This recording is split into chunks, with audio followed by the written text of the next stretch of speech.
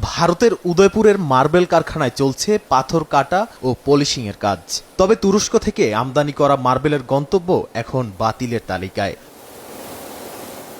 ভারত পাকিস্তান সীমান্তে কয়েকদিনের সংঘর্ষে বহু বেসামরিক নাগরিকের প্রাণহানির পর দুই দেশের মধ্যে যুদ্ধবিরতি হলেও কূটনৈতিক উত্তেজনা ছড়িয়ে পড়েছে অন্য মাত্রায়। অভিযোগ উঠেছে পাকিস্তানের পাশে অবস্থান নিয়েছে তুরস্ক ও আজারবাইজান, আর তারই প্রতিবাদে দেশব্যাপী তুরস্কের পণ্য বর্জনের ডাক দিয়েছে অল ইন্ডিয়া ট্রেডার্স কনফেডারেশন ও রাজস্থানের মার্বেল ব্যবসায়ীরা।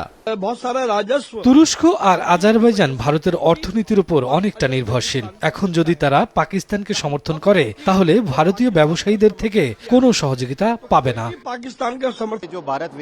তুরস্কের ভারত বিরোধী অবস্থানের কারণে আমাদের কমিউনিটি সিদ্ধান্ত নিয়েছে দেশটিতে তৈরি কোনো পণ্য আর আমদানি করা হবে না। তুরস্কের পণ্যের বাজার হারানোর চিত্র মিলেছে মহারাষ্ট্রের পুনেতেও। আগে যেখানে প্রতিদিন হাজার হাজার কেজি তুরস্কের আপেল বিক্রি হতো, এখন তার অর্ধেকও বিক্রি হচ্ছে না। আগে প্রতিদিন 1000 থেকে 2000 বাক্স বিক্রি হতো, এখন তার অর্ধেকও বিক্রি হচ্ছে না। প্রচুর স্টক জমে গেছে।